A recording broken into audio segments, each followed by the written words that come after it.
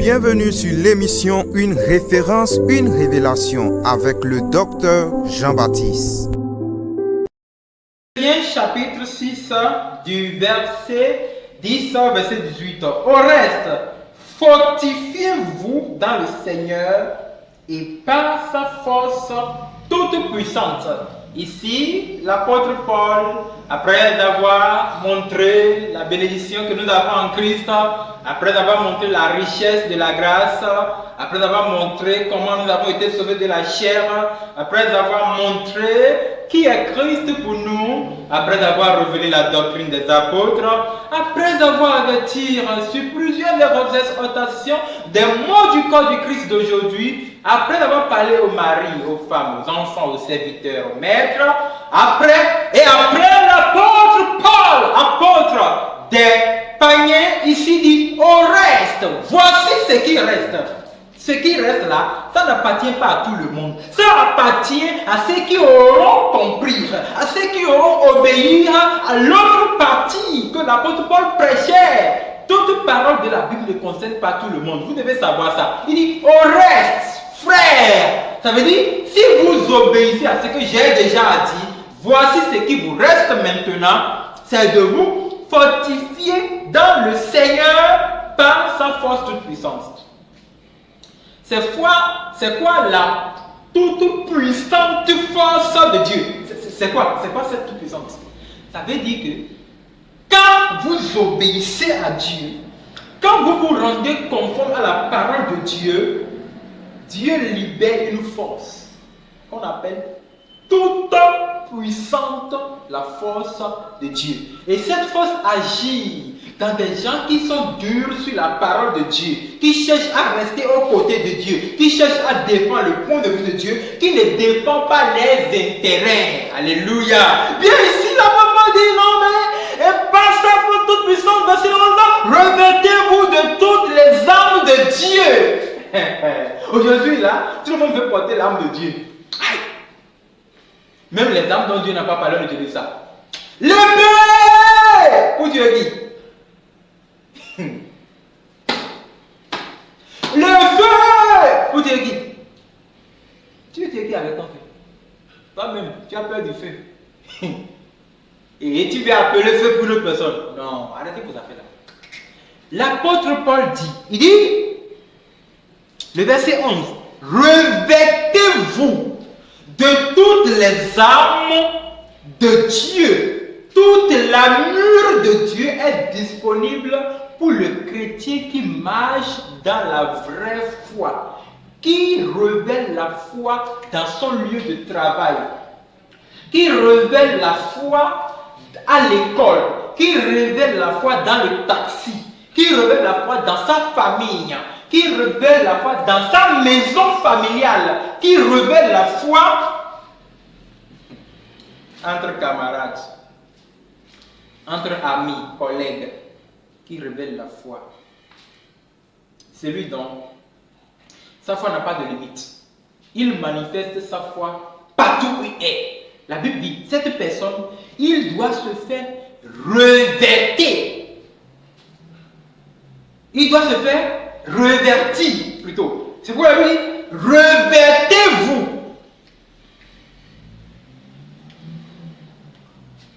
Revêtez-vous de toutes les armes de Dieu. Quelles sont les armes de Dieu? De quelle arme parles-tu? De quel genre d'armure il s'agit? Et cette arme appartient à Dieu. Est-ce que dans l'arme là, il y a des bombes atomiques? Est-ce que dans l'arme là, il y a des fusils? Est-ce qu'il y a des missiles? Est-ce qu'il y a des drones? Est-ce qu'il y a des avions de guerre? De quelle armure parle Dieu ici? La Bible dit, revêtez-vous de toutes les armes, sans exception. Dieu nous a livré les armes. Écoutez, un chrétien qui connaît sa vraie identité, qui continue de faire travailler cette vie en lui, qui cultive cette vie pour que cette vie puisse plaire authentiquement à Dieu, il a des armes. Il a des armes. Il n'a pas besoin de montrer. Depuis quand un militaire montre qu'il est militaire? Frère, depuis quand un militaire montre qu'il est militaire? Sœur, depuis quand un militaire, quand il a dit, moi je suis militaire, pour que tout le monde puisse le faire? Vous avez déjà vu ça? Il n'y a que des policiers qui portent leur kaki déchiré là pour montrer aux gens. Parce que eux là, ils sont rien. Il y a aussi des chrétiens policiers aujourd'hui. Oh non, les serviteurs de Dieu qui font le bruit.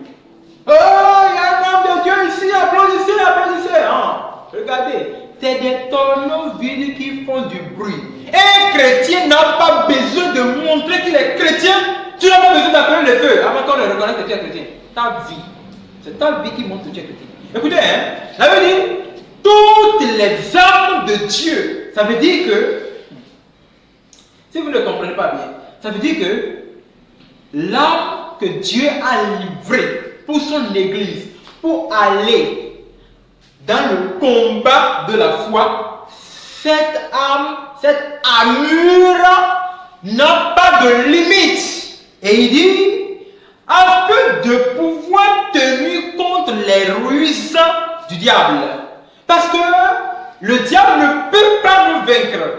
Mais s'il voit qu'il y a un chrétien qui veille sur son chemin, il y a un chrétien qui cherche chaque fois à plaire à Dieu, oh ce chrétien-là, lui son souci c'est comment, pour que Dieu puisse lui dire tout le temps oui, quand le diable voit que non, vous avez déjà affronté les maximes, les paroles dont l'apôtre Paul nous a mentionné, le diable passe maintenant par des ruses.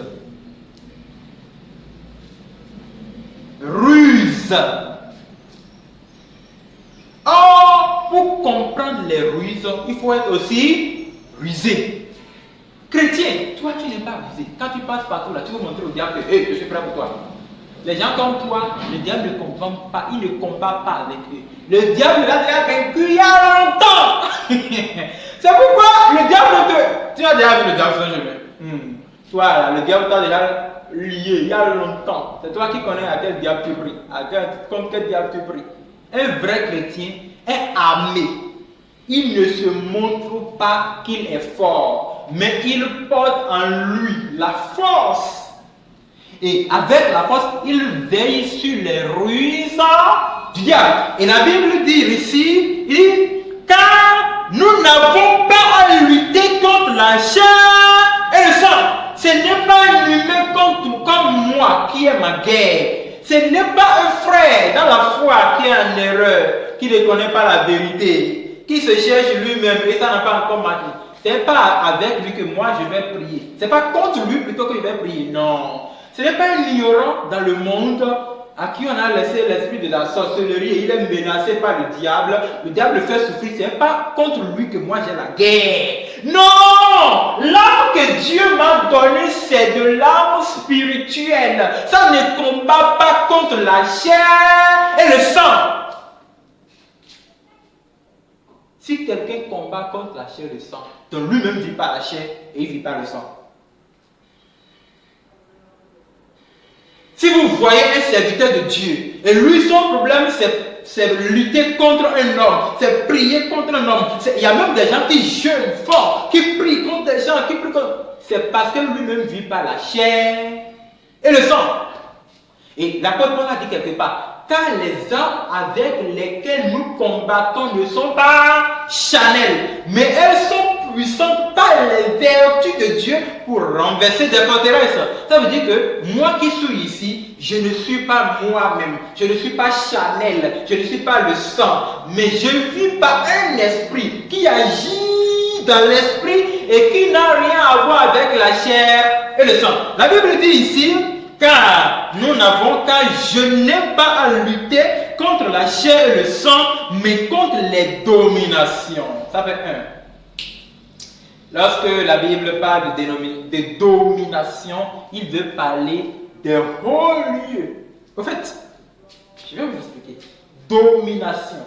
Des esprits dominatifs qui cherchent à dominer non seulement le monde, mais à dominer le corps du Christ. En fait, c'est des esprits chassés du ciel qui se sont plantés quelque part et cherchent à contrôler l'Église. Si aujourd'hui l'Église a rejeté la sainte doctrine, ce n'est pas à cause de ça, c'est à cause des dominations qui se sont levées contre elle. Si aujourd'hui l'Église a des difficultés à accepter la vérité, si aujourd'hui le corps des serviteurs de Dieu se sont luttés contre la vérité et prêchent même contre les missionnaires, mais c'est parce que les dominations se sont levées et ils ont pris contrôle de l'église. Alors, qu'est-ce que nous allons faire? Nous savons que nous ne luttons pas comme ces faux serviteurs de Dieu. Nous ne luttons pas comme ces frères qui ont lutté la vérité. Nous ne luttons pas comme ceux qui sont utilisés par le diable. Non, mais nous luttons contre les esprits qui gouvernent ces gens, c'est-à-dire les dominations contre les autorités. Les autorités politiques, c'est vous le voyez en train de lutter contre la loi de Dieu. Ça ne vient pas d'eux, mais il y a un esprit qui se trouve derrière ça. Nous luttons contre ces autorités, contre les princes, le prince de ce monde. Qui sont les princes de ce monde? Les princes de ce monde, c'est des démons. Des démons qui fonctionnaient dans le même leadership avec Lucifer. Et quand Lucifer, l'astre brillante, a été chassé du ciel, ces démons, ces anges déchus, ils ont décidé maintenant de ramener le monde entier avec eux dans le royaume des ténèbres. Ils ont décidé d'amener le monde entier avec eux vers la Guéhenne. Et maintenant, nous, notre rôle, nous devons savoir d'abord que nous avons un combat à mener contre le royaume noir. C'est pourquoi la Bible dit les princes de ce monde. Alors, nous savons d'ailleurs qu'avant, la Bible parlait du prince de ce monde qui est Satan. Vous n'allez pas bien comprendre. Mais je vais vous expliquer ça. Vous n'allez pas bien comprendre. Ça veut dire que nous savons avant qu'il y avait le prince de ce monde. Mais ici, la Bible dit contre les princes de ce monde de ténèbres. Donc, le monde dans lequel nous sommes, c'est un monde de ténèbres. Et puisque nous pensons que c'est le diable seul qui fonctionnait, nous oublions que le diable a formé des démons comme lui, qui sont dangereux comme lui. Ils sont dangereux comme Satan. Si tu pouvais voir Satan, il va te dire, écoute, il y a encore des anges semblables à moi. Nombreux que tu ne peux pas compter. Oh, le corps de Christ aveuglé par la chair, par le péché, aveuglé par la démontologie, a laissé Satan continuer de rabaisser les facultés spirituelles du corps de Christ.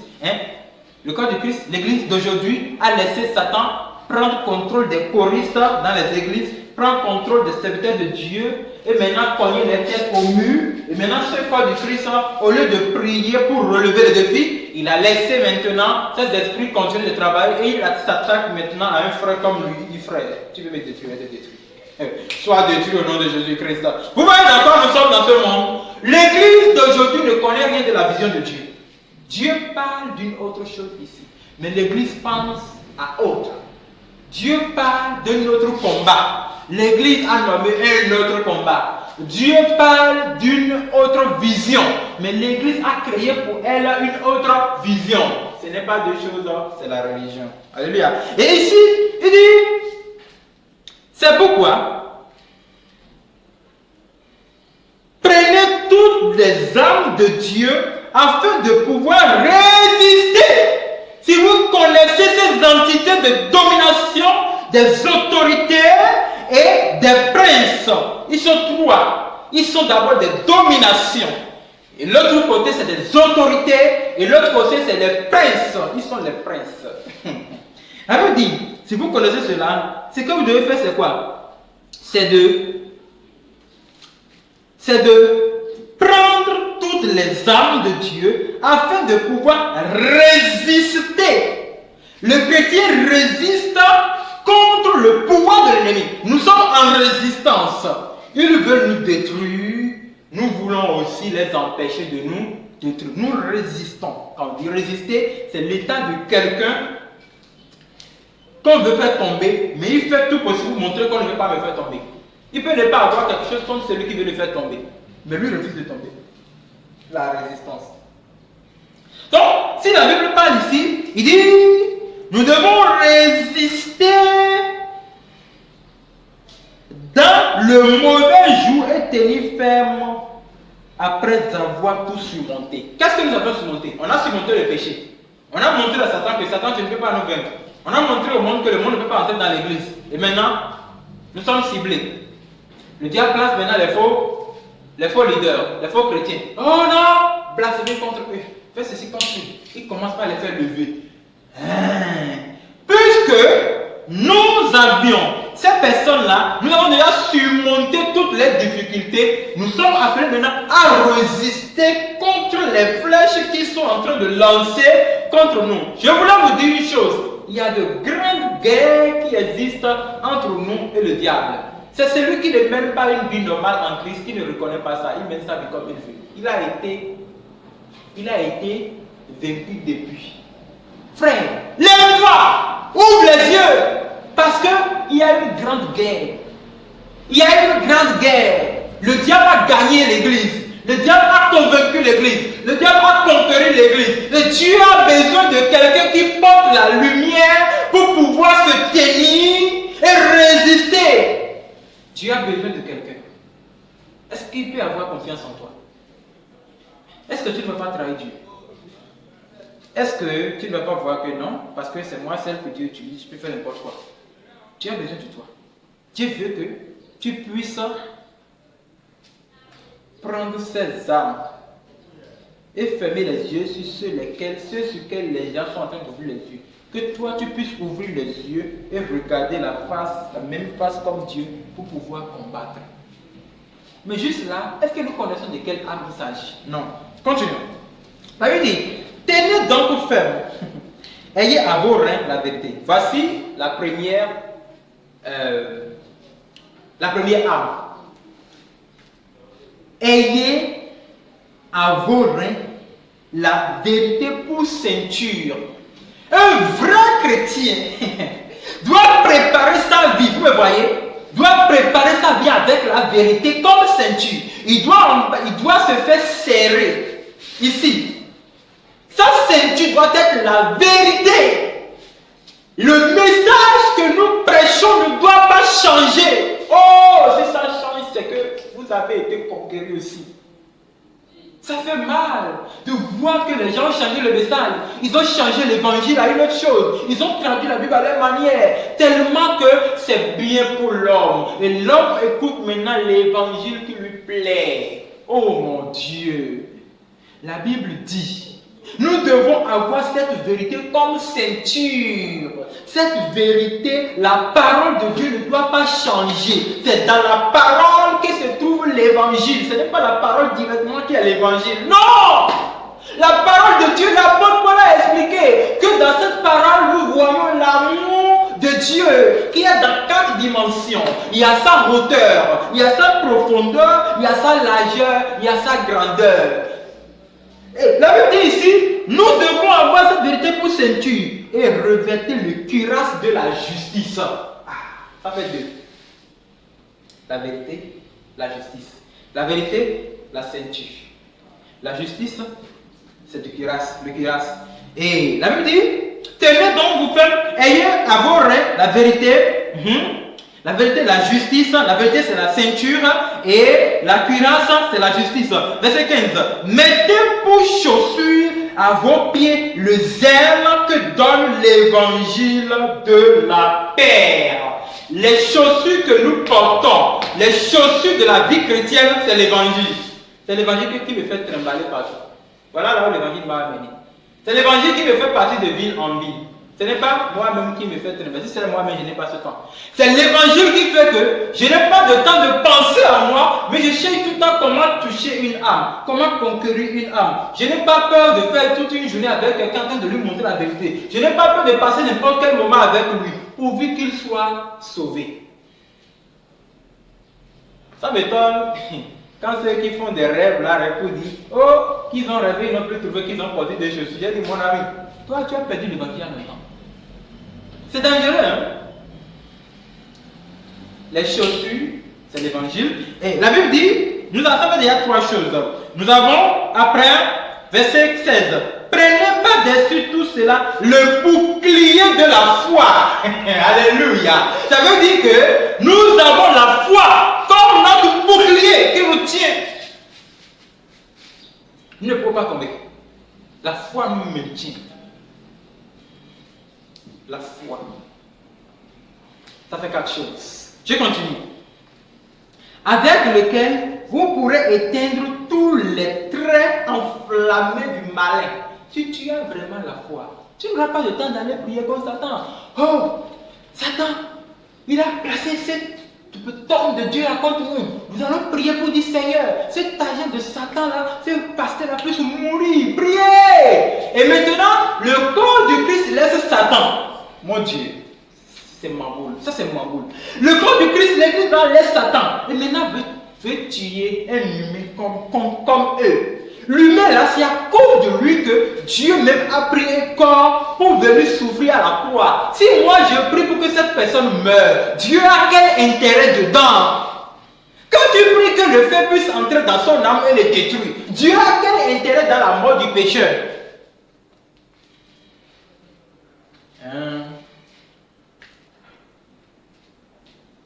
Nous avions porté la foi comme bouclier pour lutter contre les traits enflammés du malin. C'est à cause de la foi que nous reconnaissons que non, ça c'est Satan, ça c'est Satan. On n'a rien à faire là. Nous voulons détruire l'œuvre du diable, mais l'âme là, nous pouvons la sauver. Le verset 17. Prenez aussi, j'aime bien cette âme, prenez aussi le casque du salut. Nous avons été sauvés. Et le salut que nous portons en nous est notre casque. Quand le diable va lancer des flèches, ça va toucher le salut. J'ai été sauvé il y a longtemps. On ne tue pas celui qui est déjà mort. J'ai été mort à la croix, ressuscité, esprit. Depuis quand tu es un esprit? On ne peut pas tuer l'esprit. Frère, tu n'es pas un esprit. Sœur, tu n'es pas un esprit. Si tu étais un esprit, tu ne vas pas prier comme la chair et le sang. Ça, c'est une mentalité. C'est une mentalité. Notre casque, c'est le salut. Et l'épée de l'esprit qui est la parole de Dieu. Amen. Ça veut dire que nous avons quelque chose qu'on appelle l'épée, la parole. Dans le livre d'Hébreux, la Bible dit, ma parole ne connaît-elle pas comme une épée? Voyez, quand vous utilisez votre épée aujourd'hui, c'est pour dire que l'épée coupe. Au nom de Jésus-Christ, cette personne qui ne veut pas que je volue, cette personne qui ne veut pas que mon enfant puisse aller à l'école avoir son bac, Dieu a quoi avoir avec ton bac? Ton évolution, qu'est-ce que tu dis là? Dieu a quoi avec? Les âmes sont en train de mourir, toi tu n'as pas cherché le salut, mais tu pries comme les autres personnes, que l'épée entre dans leurs poumons, que ça détruit leur cœur. Et toi tu appelles l'épée. L'épée que moi je connais ne tue pas, c'est la parole de Dieu qui donne la vie. Maintenant, l'épée que vous utilisez pour prier contre les gens là, c'est quelle épée? De quelle Bible? Vous devez vous corriger. Vous devez beaucoup vous corriger. Frère, sœur, tu dois te corriger. Sinon, c'est que vous menez un combat que Dieu ne vous a pas demandé. Et vous vous dérangez pour ce pourquoi Dieu n'a rien à voir. Non, non. La parole, c'est l'épée. L'évangile, c'est la ceinture. La justice que nous avons reçue par l'évangile, c'est la cuirasse. L'évangile, c'est la chaussure. Et la foi, c'est notre bouclier. Et le dernier verset, la Bible dit, quand vous avez toutes ces choses, qu'est-ce que la Bible nous dit? Faites en tout temps par l'Esprit toutes sortes de prières et de supplications. Souvent, je lis que l'apôtre Paul, dans sa parole, il parle souvent de supplications. Dans nos prières que nous faisons aujourd'hui, combien de supplications on y retrouve? Si ce n'est pas pour prier contre la calebasse magique, pour prier contre l'arbre fétiche, pour prier contre la forêt maléfique, pour la forêt qui est là-bas qui n'a même pas longtemps. Hein? Tu n'es pas sauvé de là-bas, tu es encore là-bas. Voilà pourquoi ton idée est là-bas et tu pries tout le temps vers là-bas. Moi je suis sauvé, mon idée là c'est sur le ciel. Il dit des choses là c'est le ciel. Et j'ai envie de sauver d'autres personnes. C'est celui qui est sauvé qui peut sauver. Celui qui n'est pas sauvé ne peut pas sauver. Il cherche à se sauver encore. Et tout le temps tu cherches à te sauver encore. Non! La Bible dit ici, il dit vous faites toutes choses par l'esprit, toutes sortes sortes de choses de prière, de supplication. Veillez à cela avec une entière persévérance et priez pour tous les saints. La dernière parole m'intéresse. Priez pour tous les saints. Si nous portons l'arme de Dieu, nous sommes appelés à combattre pour sécuriser la vie de ceux qui sont sauvés comme nous. Nous devons prier pour les frères et sœurs en Jésus-Christ. Celui que nous connaissons, celui que nous ne connaissons pas, celui qui nous connaît, celui qui ne nous connaît pas, nous sommes appelés à être unis dans un même esprit, étant loin ou étant de près. Éphésiens chapitre 6, le verset 10 au verset 18. Je vous avoue que c'est une émission, ce qui fait qu'on n'arrive pas à tout expliquer. Mais la base, qui est la révélation de la parole, vous pouvez déjà comprendre que ce que dit la parole maintenant, c'est différent de ce que nous entendons et de ce que nous faisons dans les églises de 4 murs. Merci d'avoir suivi.